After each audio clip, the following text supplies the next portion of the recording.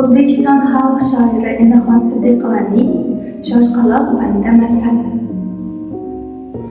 Dovul girdobida benomu nishon, g'arq bo'ldi bir kema, ko'rinmas bir jon. Faqat bir yo'lovchim rahm etib ummon, falokat domidan qolgandi omon. Kimsasiz orolda ochdi u ko'zin, dahshat panjasida ko'rdi voh o'zin. İltijo qilardi haqqa yolvorib, Tangridan tilagin qilishim vojib.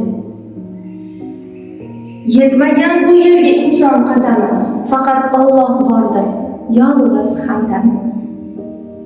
Ufqqa ko'z tikib bo'zlardi har kech, bir mo'jiza kutib qilar edi kech. Robbim o'zi shafiq, o'zi mehribon, meni bu orolda qo'ymas begumon.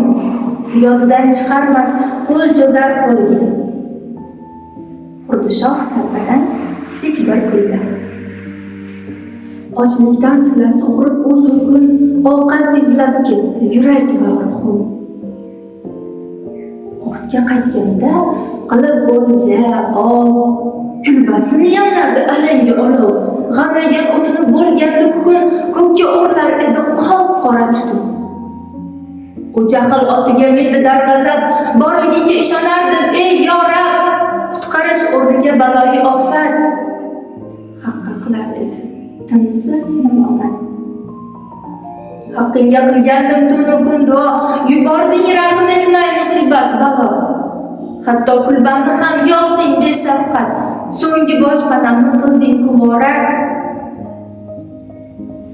Uyg'otganday uni tongda nogahon, kelar edi kema solgancha suron, hayajon shodlikdan yoqasi chok-chok dedi. Kelmasangiz bo'lardim halok, meni bu manzildan topdingiz qandoq. Xabar bermoqqa yo'l topmadim mutlaq.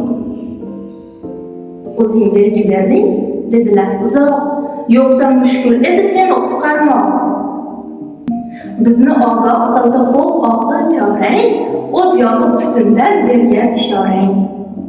Shoshqaloq banda lol turar hayratda, Allohga ham aytar yig'lab uyatda.